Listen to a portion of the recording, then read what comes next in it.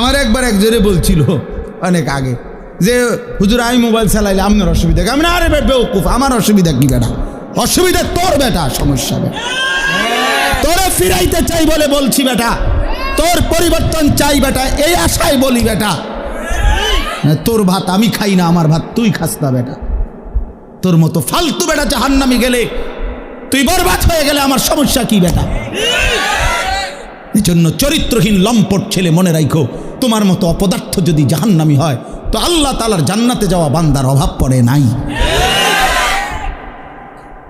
দেখো নারী, দেখো ছবি, দেখো বেটা উলঙ্গ দৃশ্য, তোর মতো ফালতুরে গণার ধরবার টাইমও তো নাই বেটা। অসুবিধা কি? কত নাফরমান আইলো গেল এই পৃথিবীতে, ইসলাম তো কিচ্ছু হয় না। ইসলামের উপরে পালনকারী, ইসলাম মান্যওয়ালা, আল্লাহর কসম, যেদিন নবী সাল্লাল্লাহু আলাইহি সাল্লামের জামানা থেকে আজ পর্যন্ত সর্বযুগে আল্লাহকে সেজদা দেনওয়ালা, তাহাজ্জুদ পড়া, কোরআন পড়া, আল্লাহর কোরআন হিফজ করা, আল্লাহর দ্বীন মানার লোকের কোনো যুগেই ঘাটতি হয় নাই, হবেও না ইনশাআল্লাহ। তো তোমার মতো ফালতু বেটা কামে লাগলে তোমার লাভ, তুমি বরবাদ হইলে কার কি সমস্যা? আমনের কি সমস্যা? আমার কি সমস্যা বেটা? বেউকুফ, তোর সমস্যা বেটা, তোর সমস্যা। জাহান্নামের আগুনে কষ্ট পাইবি বাপ, এই জন্য তোরে ফিরাইতে চাইছিলাম। খবরের আযাবে কষ্ট পাইবি বেটা, এই রং তামাশার ফুর্তি শেষ হয়ে যাবে, রঙিন ঘুড়ি কাইটা পড়বে একদিন।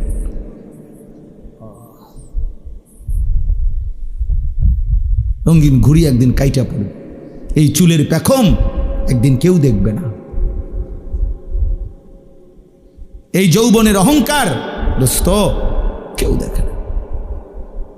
এ দেখতে দেখতে ফুরায় যায়, দেখতে দেখতে হারায় যায়,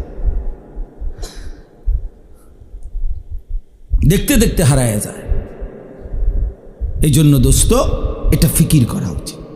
আল্লাহ তাআলা বলছে, বান্দা ওয়ালি তুকমিলুল ইদ্দা, আমি চেয়েছিলাম তুমি আমার পুরাটা মাস পুরা করবা, সবগুলো বন্দিগি পুরা করবা, পুরা কইরো, পুরা কইরো। আল্লাহ বলছে পুরা কইরো, কঠিন হবে না বান্দা, আমি পারবো না। পারবা বান্দা, আল্লাহ বলতেছে পারবা, আমি জানি তুমি পারবা, তুমি না পারলে আমি তোমারে দিতাম। লা ইউকাল্লিফুল্লাহু নাফসান ইল্লা উসআহা, আমি আমার বান্দার উপরে সাধ্যের অতিরিক্ত কিচ্ছু চাপাই না, কিচ্ছু চাপাই, কিচ্ছু চাপাই না। আল্লাহ তাআলা কোনো বিষয় কঠিন, কি পরিমাণ ইহসান কারম করছেন। আমরা কিতাবে পড়ছি, আল্লামা ইমাম ইবনুল কাইয়িম আল জাওজি রাহমাতুল্লাহ আলাইহি বলছে যে আল্লাহ সবচেয়ে বেশি কোন ইবাদত করতে বলছে? একটি ইবাদত কেবল, আনলিমিটেড, সেটা হলো জিকির। জিকিরের কোনো কি নাই, পরিমাণ নাই। প্রতিদিন 10,000 বার জিকির করলে যথেষ্ট না এমন কথা নাই, আবার 1000 বার করলে হইছে না এমনও নাই। এই জিকির একমাত্র আনলিমিটেড, মানে হিসাব ছাড়া করতে থাকো। কাসীরা উযকুরুল্লাহ যিকরান কাসীরা। কিন্তু নামাজ এটার হিসাব আছে, রোজা এটার হিসাব আছে, যাকাত এটার হিসাব আছে, হজ এটার হিসাব আছে, ঠিক না? মানে শুরু আছে, শেষ আছে, নির্ধারিত সময়সীমা আছে, নির্ধারিত পরিমাণ আছে, নির্ধারিত পরিমাণ। ফরজ 4 রাকাত, আপনি 4.5 রাকাত পড়লে হইব না, কথা বুঝছেন? কিন্তু জিকির একটি ইবাদত যেটা জবান দিয়া বান্দা করে, এটা পরিমাণ নির্ধারণ নাই। তো আল্লামা ইমাম ইবনুল কাইয়িম রাহমাতুল্লাহ আলাইহি বলে যে আল্লাহ তাআলা জিকিরকে হিসাব ছাড়া আনলিমিটেড বলছেন, করতে থাকো, করতে থাকো, বাড়াইতে থাকো, বাড়াইতে থাকো, কাসীরা কাসীরা, বাড়াও বাড়াও বাড়াও, আরো আরো আরো। তো আল্লাহ তাআলা এই জিকির করার জন্য যেই জিহ্বাটা দিছেন, যেই অঙ্গটা, এটার নাম জিহ্বা, তো এটা বানাইছেনও আল্লাহ তাআলা এমন, যেটা করতে বলছেন আনলিমিটেড, এটা করার জন্য এমন একটি অঙ্গ দিছেন, এটাই একমাত্র মানব দেহের অঙ্গ যেটা একই সাথে লক্ষবার কোটিবারও ব্যবহার করলেও এটা কোনো অসুবিধা হয় না। কিন্তু সমপরিমাণ না, তার কাছাকাছি যদি অন্য কোনো অঙ্গ দিয়া কোনো ইবাদত বান্দা করত, সে পারত না। এই যেটা আল্লাহ যেমন দিছেন ওইটার জন্য অঙ্গটাও দিছেন কি ওই রকম। এখন মনে করেন 1000 বার আমি বললাম আপনা করে সুবহানাল্লাহ পড়েন, তবে শর্ত হইল আপনারা প্রত্যেকেই এই প্রত্যেকবারে একবার হাত উঠাইবেন, একবার হাত নামাইবেন। এটা হলো আইন। জিকির করবেন কয়বার? 1000 বার। তবে প্রত্যেকবারে কি সুবহানাল্লাহ সুবহানাল্লাহ সুবহানাল্লাহ সুবহানাল্লাহ এমনি আমনি উড়াইয়াছেন নামাই আছে। বুঝেন নাই কথাটা? 100 বারের পরে 50 বারের 60 বারের পরে আপনি হুজুর ফিসা দিয়ে ফেটেন আমাদের কপালে, আপনি জিকির আপনি করেন, আপনি আমার একটা আকাম ধরাই দিচ্ছেন, আমি জিকির করবো জিব্বা দিয়ে, আপনি আমার হাতিটারে কীর্তন লাগতাম, আমি আমার দ্বারা হাত চলে না। ঠিক কি না বলেন না কেন? এই হাত কি হয়ে যাবে? অবশ্যই, মানে এটার পারতেন না, আপনি এতক্ষণ পারতেন না। অথচ বুজুর্গানে দিন 24,000 বার জিকির করতো, 12,000 জিকির করতো। ইমামে রব্বানি হযরত মাওলানা রশিদ আহমদ গাঙ্গুহি রাহমাতুল্লাহ শেষ বয়স, যখন চোখ দিয়া পানি পড়ে, যখন বয়স হয়ে গেছে, দুর্বল হয়ে গেছে, আল্লাহর কসম কিতাবে আছে, উনি শেষ বয়সে বলছে ওনার ভক্তদেরকে যে বাবারা, আমি তো আর আগের মতো জিকির করতে পারি না, আমার শরীর একদম দুর্বল, আমি একেবারেই দুর্বল হয়ে গেছি। তখন কোনো মুরিদ জিজ্ঞাসা করছে, হযরত এই শেষ বয়সে আপনি আল্লাহ পাকের কি পরিমাণ জিকির করেন? তো উনি বলছেন, বাবা আমি তো এখন দিন রাত মিলে সর্বোচ্চ প্রতিদিন 1 লক্ষ বারের বেশি তাসবিহ পড়তে পারি। আল্লাহর কসম আমি কিতাবে পড়ছি। যে সময় তার বয়স 70-এর ঊর্ধ্বে, সেই সময়ে মানুষটা বলতেছে 1 লক্ষ বার, এখন দুর্বলতার কারণে এর বেশি করতে পারে না। এই মানুষটা 40 বছর বয়সে কি পরিমাণ জিকির করছে। হ্যাঁ, উজানিওয়ালা এত জিকির করে কেন? চরমনাইওয়ালা এত জিকির করে কেন? বুঝেন নাই কথাটা? এর পিছনে কাহিনী আছে তো। হ্যাঁ, গাঙ্গুহি রহমতুল্লাহর সিলসিলার যারা, তারা খুব বেশি পরিমাণ জিকির করে। জিকির তাদের কলজার সাথে, শরীরের সাথে মিশে যায়, জবান চলতেই থাকে আল্লাহ পাকের জিকির। তাইলে 1 লক্ষ বার বাদ দেন মিয়া, 1000 বারে যদি সাথে হাত নাড়াইতে হইতো পারতেন? অথচ 1 লক্ষ বার যদি 1 কোটি বারও আপনি এই জিব্বা দিয়ে আল্লাহকে ডাকেন, খোদার কসম জিব্বার কোনো অসুবিধা হবে না। হ্যাঁ, এজন্য আল্লাহ তাআলা বলছেন, আমি যেই অঙ্গ দিছি সেটার মধ্যে ওটা পালনের যোগ্যতাও দিছি। আমি কঠিন করি নাই বান্দা, আমি কঠিন করি। তুমি কেন এটার মধ্যে কাটসাট করলো? আমি রমজান তোমারে তো বুঝাই দিছিলাম, আমি তো বিধানগুলো বুঝেই দিছিলাম, তুমি পারবে বলেই দিছিলাম, তুমি কাটসাট করলা কেন? তাহলে একটা বিষয় হলো, আপনারা যারা এই রমজানে ইবাদত আমলের মধ্যে ঘাটতি করলেন, আমার ভাই ইনসাফ করলেন না, ইনসাফ করলেন না। রমজানের 1 সেকেন্ড, আল্লাহর কসম 1 সেকেন্ড দাম, 1 সেকেন্ড দাম, প্রতি ঘন্টা প্রতি মিনিট হীরামণি মুক্তার মতো 1 সেকেন্ড। আমার শায়েখ আল্লামা মুফতি মুশতাকুন নবী সাহেব এতেকাফে আমরা একসাথে ছিলাম হুজুরের সাথে, আলহামদুলিল্লাহ। এইবারও আজকে সেই 2013 সাল থেকে আমি হুজুরের সাথে এতেকাফ করি, না হয়তো আজকে 13 দুগুণে 26 25, তাইলে কত বছর হইল? প্রায় 12 বছর। এই 12 বছর ধরে ওনারে দেখছি, এইবারও দেখছি। মাগরিবের নাম আসরের পরে এই মুনাজাত শুরু করছে, দোয়া করতেছে। শেষ দিন, এই দিন একেবারে আজান, ইফতারের আজানের আল্লাহু আকবার উচ্চারিত হওয়া পর্যন্ত এই হাত নামায় কানছে আর কানছে। তো আমার সাথে আরও যারা ছিলাম, আমরা সবাই দোয়া করা শেষ, মানে আমরা মুনাজাত শেষ, আমরা কথাবার্তি যা কইছি মনে কইরা যে দূর পারছি বলিয়াও আরো 20 মিনিট রয়ে গেছে ইফতার। আমার আর কথা নাই, আমি করতে আনতাম। কিন্তু উনারে দেখলাম, ওনারে তো শেষ হয় না, উনি তো কানতে আছে বলতে। তখন আমি বুঝছি, আমি বললাম, তখন মূল বিষয় হলো শায়েখ যে বলছে, হুজুরে এই কথাটা বলছে যে রমজানের 1 সেকেন্ড হীরামণি মুক্তার মতো, তে যার কারণে ইফতারের পূর্ব মুহূর্ত পর্যন্ত শেষ সেকেন্ডটাও তো রমজানের অংশ। এজন্য শেষ সেকেন্ড পর্যন্ত উনি কাঁদছেন, শেষ সেকেন্ড পর্যন্ত আল্লাহর বন্দিগি করছেন। এজন্য ভাইয়া রমজানকে কদর করা উচিত ছিল, কদর করা উচিত ছিল। এখন আসেন, এবার কথা সংক্ষেপ করতে চাই। রমজানের পরে আল্লাহ বলেন যে বান্দা আমার প্রথম চাওয়া তোমার কাছে, তুমি রমজান পূর্ণ কইরো, মাসটা পুরা কইরো, আমার ইবাদত বন্দিগি দিয়া পুরাটা মাস জীবনটা সাজাইও, আমল কইরো। এরপরে ওয়ালি তুকাব্বিরুল্লাহ আলা মা হাদাকুম, যেদিন আমি আল্লাহ রমজান শেষ করে ঈদের চাঁদ উঠাবো, শাওয়ালের চাঁদ উঠবে, রমজান শেষ হবে, তো আমি যে এই একটা মাস তোমারে সিনাইলাম, তোমারে আমি বুঝাইলাম, আমলের তৌফিক দিলাম, হায়াত দিলাম, হেদায়েত দিলাম, এটা ইফতার, এটা সাহারি, এটা রোজা, এটা তারাবি, এটা এতেকাফ, এইটা হলো সবে কদর, এমনে করো এমনে করো এমনে করো, আমার রসুলের মাধ্যমে তোমারে যে আমি সব কিছুর পথ দেখাইলাম, এই যে আমি নিয়ামত দিলাম, তো এই খুশিতে, এই কৃতজ্ঞতায়, এই জন্যে তুমি চাঁদ উঠলে ঈদের নামাজের পূর্ব পর্যন্ত আমি আল্লাহর তাকবীর বড়ত্ব বলতে থাকো। আল্লাহু আকবার, আল্লাহু আকবার, লা ইলাহা ইল্লাল্লাহু ওয়াল্লাহু আকবার, আল্লাহু আকবার ওয়ালিল্লাহিল হামদ। আল্লাহ আপনি বড়, আপনি বড়, তাই বলেই আপনি আমারে রোজা রাখবার তৌফিক দিছেন, আপনি বড় ইফতারের সুযোগ দিছেন, আপনি বড় বলেই আমার সাহারির সুযোগ দিছেন, তারাবির সুযোগ দিছেন, এতেকাফের সুযোগ দিছেন, সবে কদরের সুযোগ দিছেন। আল্লাহ আপনি বড়, আপনি বড়, আপনি বড়, আপনি বড়, আপনি বড়। রমজানের চাঁদ উঠছে যেদিন, এই বছর আমি সেদিন আমার শায়েখ আল্লামা মুফতি মুশতাকুর নবী সাহেব হুজুরের সাথে মদিনা শরীফ ছিলাম।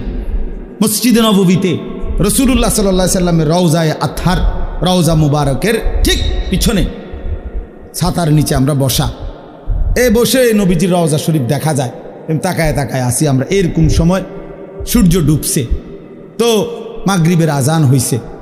ওই দিন মাগরিবের নামাজ দাঁড়াইতে ইমাম সাহেব একটু দেরি করছে, বুঝা যাইতেছে যে একটু দেরি হইতেছে।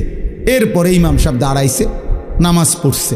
নামাজের মধ্যে প্রথম রাকাতেই ইয়া আইয়ুহাল্লাযীনা আমানু কুতিবা আলাইকুমুস সিয়াম, এটা পড়ছে এই মদিনার ইমাম, মসজিদে নববীর ইমাম। তা সালাম ফিরাইয়াই আমি বললাম, সাথে ডানে বামে আমার সাথে যারা ছিল আমাকে, তা করে বললাম চাঁদ উঠছে। হ্যাঁ, হেরাগুলো কেমনে বুঝলেন হুজুর? আমি বললাম ওই যে তেলাওয়াত করছে, আয়াত পড়ছে, এটাই বোঝা যায়। ওই না তার মাইকে বলে না, তো এমনি বুঝছি যে চাঁদ উঠছে, কারণ ওই এজন্যই সিয়াম পড়ছে, রোজার আয়াত পড়ছে। তো এখন বলার উদ্দেশ্য হইল, সালাম ফিরাইয়াই ইমাম সাহেব তো একটু পরেই সাথে সাথে জানাজার এলান হয়েছে। মক্কা মদিনায় প্রত্যেক ওয়াক্তের পরে জানাজা হয়, তো মাগরিবের পরও তখন জানাজা হয়েছে। তখন আমার যেটা উদ্দেশ্য বলা, আমার শায়েখ আল্লামা মুফতি মুশতাকুর নবী সাহেব আমার এরকম হাতে টান দিয়ে বলতেছে, মাওলানা হ্যাঁ একটা জিনিস ভাবেন, এই এখন যাদের জানাজা হবে এই মানুষগুলো গত 2 মাস আল্লাহর কাছে রমজানের জন্য দোয়া করছিল, কিন্তু আজ তো সত্যি সত্যি চাঁদ উঠলো, কিন্তু এরা তো হায়াত পাইবে। আজকে এখন মাগরিবে যাদের জানাজা হবে, এরা কি গত 10 দিন আগে মারা গেছে? এরা তো আজকে মারা গেছে। এরাও তো আল্লাহুম্মা বারিক লানা ফি রাজাব ওয়া শাবান ওয়া বাল্লিগনা রমাদান পড়ছিল কিনা? এরা তো পাইল না। এভাবে পুরা রমজান প্রতিদিন মানুষের মৃত্যু হয়েছে কিনা? কথা বলেন না কেন? সারা পৃথিবীতে মানুষের মৃত্যু হয়েছে কিনা? প্রতিদিন মুসলমানের মৃত্যু হয়েছে কিনা? আমরা যেদিন এতেকাফ শেষ, চাঁদ উঠবে যেদিন, এই দিনও আসরের নামাজের পরে গত বছর আমাদের সাথে চাচা এতেকাফ করছিল আমাদের সাথে। আমরা এই বছরও প্রায় 1100 সাথী একসাথে এতেকাফ করছি এক মসজিদে। বুঝতে ধরে আপনার গো, এক মসজিদে এতেকাফ করছে কতজন? 1100। বুঝছেন? 1100। আলহামদুলিল্লাহ, আলহামদুলিল্লাহ। একটা মসজিদ মহল্লার একজন মুসল্লি মিলে না এতেকাফের জন্য, পুরা গ্রামবাসী আতফাও দৈরে একজন বুড়া মানুষের অসল একবারে হাত পাও গিরা গাড়ি জোড়াজারি কিচ্ছু নাই, শৈল্যে বেড়ারে 4 জনে ধরাইয়া আইনা মসজিদ আইনা হোতায় দিছে। চাচা আপনি এতেকাফ করে, এটা এতেকাফ, এটা তো হোতা কাফে না, এটা এতেকাফ করি, এটা তো শোয়া দিল বেটারে শুধু। হায় হায় মুসলমান, হায় মুসলমান। অথচ নবী সাল্লাল্লাহু আলাইহি সাল্লাম মৃত্যু পর্যন্ত, খোদার কসম, হাত্তা তাওয়াফাহুল্লাহ, কখনোই তিনি এতেকাফ ছাড়েন নাই। আম্মা জান আয়েশা বলছেন, নবীজির স্ত্রী বলছেন, হাদিস এটা, তিনি কোনোদিন এতেকাফ ছাড়ে নাই। আশেক কোনোদিন এতেকাফ করে নাই।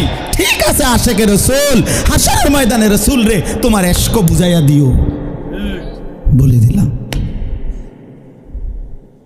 আশেক সেদিন প্রমাণ হবে জিলাফির আশেক না রসুলের আশেক। হাসরের ময়দানে কথা হবে। হ্যাঁ ঠিক আছে, দেখা হবে সেদিন। নবীজির সামনে তুমিও দাঁড়াইও, আমিও দাঁড়াম ইনশাআল্লাহ। কথা হবে সেদিন। রাসূলুল্লাহ সাল্লাল্লাহু আলাইহি সাল্লামকে বুঝাই দিও ইশক রাসূল কাকে বলে। হে আল্লাহর নবী, আপনাকে ভালোবাসি। নবী বলবেন, হ্যাঁ উম্মত আমাকে ভালোবাসো, তো দেখি আমল নামাটা। তো নবী আমল নামা দেখে বলবে, উম্মত 70 বছর বিড়ি খাইছে, এটা কেডা? হ্যাঁ মস্কারি করো আমার লগে, মস্কারি করো, আমি বুঝি না ভালোবাসা কাকে বলে। হ্যাঁ কি এটা উম্মত, আমারে ভালোবাসো তুমি, আর তুমি বললেই আমি গলে যাব কেন? হ্যাঁ আমার আশেক উম্মতের কি অভাব পড়ে গেছে যে যা ফাই তা লইয়া লইলাম কেন? এটা কার? এই বিড়ি এগুলো কার? কারে জিজ্ঞাসা করে দাড়ি কাটছো? কারে? হ্যাঁ আশেক, কারে জিজ্ঞাসা করে দাড়ি কাটছো? 70 বছর যে তোমার ঘরে রঙিন টেলিভিশন চলছে, এটা ইশকে রাসূল? 50 বছর ধরে যে ওজনে 2 নম্বরই 6 নম্বরই করে কামাই করছো, এটা রাসূলের ভালোবাসা? ফালাও এটা, যা বেটা থেকে বেটা, সোহকান সোহকান দূর হবে এটা। খোদার কসম এটা হাদিস, হাদিস কি না এটা? অবশ্যই 100%। আরে বেটা এটা রাসূলের হাদিস বেটা, নবীর হাদিস, বুখারী শরীফের হাদিস। সোহকান সোহকান, আল্লাহর নবী বল যা বেটা, নবী বলবে দূর হবে এটা থেকে বেটা, দূর হবে এটা। আমার হাউজে কাউসারের পানি এটা 15 টাকা বোতলের পানি না। আমার হাউজে কাউসারের পানি এটা 1 কাপ চা না। তুমি এটা মস্কারি মনে করছো? হ্যাঁ তুমি আসবাই আর তোমার আমি দিয়ে দেবো। বাহ বাহ বাহ বাহ বাহ। এই জন্য এটা বুঝতে হবে বন্ধু, ধোকা খাবেন না। হায়াত আমারও জায়গা, আপনারও জায়গা। ইশকে রাসূল, মোহাব্বতের রাসূল, নবী সাল্লাল্লাহু আলাইহি সাল্লামের ভালোবাসা তোমারও দরকার, আমারও দরকার, বয়স্করও দরকার, জওয়ানেরও দরকার। কিন্তু আক্ষরিক অর্থে কাগজে কলমে বুঝায় দেন, কাগজে কলমে বুঝায় দেন। হালাল হারামের পার্থক্য নাই যার মধ্যে, সে কিভাবে রাসূলের আশেক? হুজুর বলেন জি না, পাক না পাকের যার মধ্যে কোনো পার্থক্যই নাই, তুমি কিভাবে নবী প্রেমিক? আরে ভাইয়া এতটা সহজ বাংলা কথা যে বুঝে না, হেতের কিতা করো? তোমার আর কেমনে বুঝাম এটা? এটা না বুঝার কি আছে চাচা? বলেন চাচা, এটা তো একটা বাংলা কথা, সহজ কথা। সারাটা জিন্দেগি নবীজির বিরোধিতা করে, নবীর তরিকার বিরোধিতা করে, সে রাসূলের আশেক কোন যুক্তিতে হবে? কেন হবে? কেন হবে? কেন হবে? কেন হবে? আরে ভাইয়া কেন হবে? এত বড় জুলুম কেমনে করলেন? এত বড় বোকামি কেমনে করলেন? আল্লাহ আমাদেরকে বুঝ দান করে, আল্লাহ আমাদেরকে মাফ করে দেন। ফিরে আসেন ভাইয়া, ফিরে আসেন। নিজের হায়াত আপনার হিসাব আপনার কাছে, আপনার হিসাব আপনার কাছে, আপনার হিসাব আপনার কাছে। যুবক ভাইয়া, বন্ধু নষ্ট হইও না বন্ধু, কেউ কাউরে মনে রাখে না রে দোস্ত। এই ঈদ পরবর্তী এই আজকে 2-3 দিনে অনেক অ্যাক্সিডেন্ট হইতেছে, অ্যাক্সিডেন্ট হইতেছে। হ্যাঁ আজকে আমার চান্দিনা, আমি এখন গেছি শ্বশুর বাড়িতে দুপুরে, আস যাওয়ার সময় শুনতেছি যে আস্তা বাস ফিলারের লগে, কারেন্টের ফিলারের লগে লাগাই দিছে, ফিলার এটা ভাঙ্গা গেছে ডাইরেক্ট পুরাটা বাসের উপরে। প্রায় 20 জনের মতো, এর মধ্যে 3 জন জায়গাতে মারা গেছে, বাকিটা একেবারে হাত পা ভেঙে গেছে। দোস্ত রং তামাশের এই দুনিয়া, তুম করে আমি হাত জোড় করে বলি, তোমরা যারা মোটর সাইকেল চালাও, প্রিয় ভাই আমার, এই পাগলা ঘোড়া চালাইও না তোমরা। এরকম চালাও তো ঠিক আছে, তোমার প্রয়োজন, কিন্তু তুমি এমন করো কেন? এইটারে লইয়া এরকম এরকম দৌড়াও কেন? কে দেখে তোমার এটা? আর মানুষ বুঝি তুমি এত জোরে চালাইলা, হাত পাও ভাঙ্গা লাইলা, মানুষের তোমারে বলবে সাবাস বেটা, তুই বেটা বদর যুদ্ধের সৈনিক বেটা, শাহজালালের হাতিয়ার তুই বেটা, তুই শাহজালালের সৈনিক, তুই যে সুন্দর মোটরসাইকেল চালাইছ বেটা, এই তো শাহজালালের সৈনিক। হ্যাঁ, রে বদর যুদ্ধের হাতিয়ার, গর্জি উঠুক আরে এটা বদর যুদ্ধের হাতিয়ার, এটা শাহজালালের সৈনিকের। শাহজালাল ইয়ামানি মুজাররাদি রহমতুল্লাহ আলাই, যিনি সেই ইয়ামান থেকে আসছেন, তো ইয়ামান থেকে এসেছেন আল্লাহর দ্বীন প্রচারের জন্য, কালেমার প্রচারের জন্য, এক ইমানদারের ইজ্জতের বদলা নেওয়ার জন্য আসছিলেন তিনি। শাহজালাল মুজাহিদ ছিলেন, শাহজালাল মুজাহিদ ছিলেন। শাহজালালের তলোয়ার ছিল বেটা, এ খোদার কসম, আমি আনিসুর রহমান শাহজালালের তলোয়ার ওই সিলেটের দরগায় আমি নিজে দেখছি বেটা।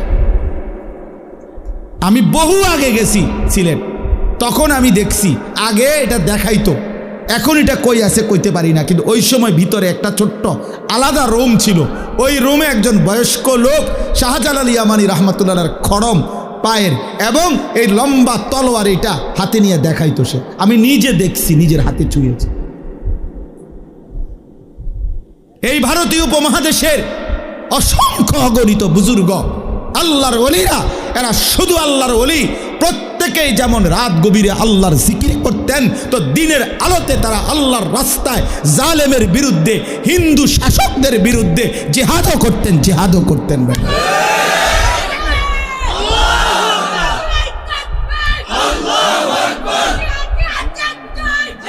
আউলিয়ায়ে কেরাম মুজাহিদ ছিলেন, শাহজালাল মুজাহিদ ছিলেন, খানজাহান মুজাহিদ ছিলেন, যুদ্ধ করেছেন।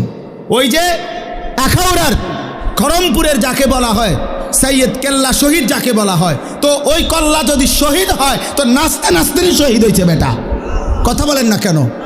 যুদ্ধ করে শহীদ হয়েছে, জালেমের বিরুদ্ধে, হিন্দুর বিরুদ্ধে যুদ্ধে শাহাদাত বরণ করছে, তাইলে শহীদ হয়েছেন তারা, মুজাহিদ ছিলেন তারা, তারা মুজাহিদ ছিলেন। আজকে শুধু কেবল আউলিয়ায়ে কেরাম, কোন বুজুর্গানে দিন যাদের রক্ত ঝরিয়ে, ঘাম ঝরিয়ে, কলিজা পানি করে যারা এই জমিনে ইসলাম আবাদ করছেন, আমরা যদি শুধু তাদের নামে আমরা শুধু কেবল গান বাদ্য, ঢোল তবলা আর বিরিয়ানি খিচুড়ির আনন্দ করি আর এটা নিয়ে খাই দেয়, এটাই তো আউলিয়ায়ে কেরামের মহব্বত, ঠিক না? এটাই তো শাহজালালের ভালোবাসা। তাইলে আল্লাহর জন্য তাইলে জীবন দিবে কে? কালেমার জন্য জীবন দেবে কে? ফিলিস্তিনের মুসলিম মুসলমানকে বাঁচাবে কে?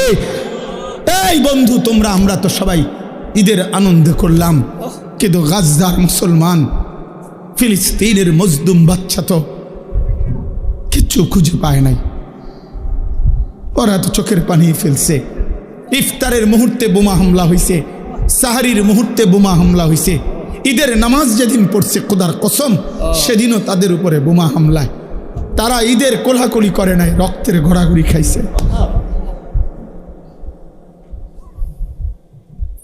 আজ তোমরা নওজোয়ান একটা চুলের ফ্যাশনের উপরে মজা পাইয়া গেলা, একটা মোটর সাইকেলের উপরে খুব তৃপ্তি হয়ে গেলা তোমরা, অথচ মুসলমানের রক্তে তোমাদের জিন্দিগি। আহা, এই ছেলেরা তোমরা কি করছো আমি বুঝি না বাপ, কেমনে পারলা এমন সুন্দর একটা জীবন মোবাইল দেখে দেখে শেষ করে দিতে? আল্লাহর জন্য জীবন দিবা কখন? মুসলমানের জন্য চোখের পানি ঝরবে না কখনো? ফিলিস্তিনি মায়ের আহাজারি তুমি শুনবা না কোনোদিন?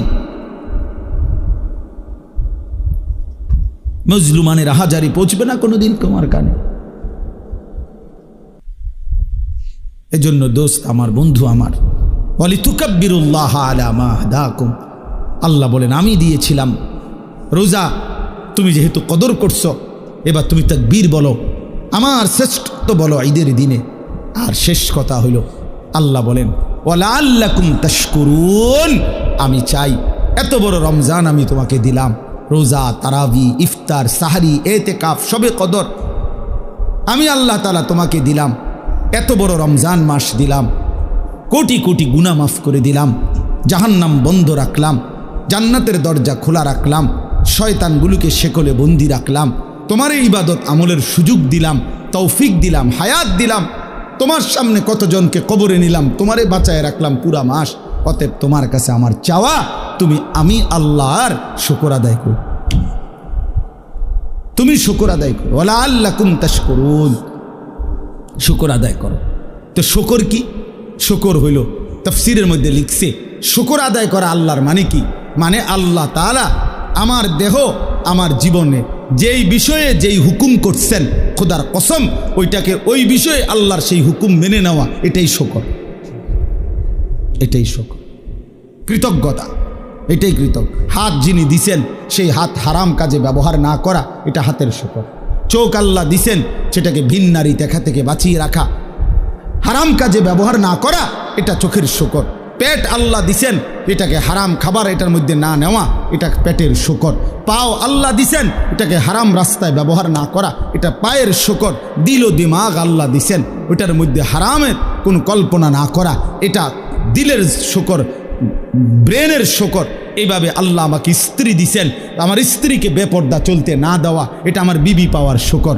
আমারে আল্লাহ ছেলে মেয়ে দিছেন, ওদেরকে দিন শিখানো, নামাজ পড়ানো, কোরআন শিখানো, এটা আমার সন্তান পাওয়ার শুকর। আমারে আল্লাহ তাআলা টাকা পয়সা দিছেন, সেটা হারাম রাস্তা খরচ না করে হালাল পথে ব্যয় করা, এটা আমার সম্পদের শুকর। আল্লাহ বলছেন আমি এটা চাই তোমার কাছে। কেন?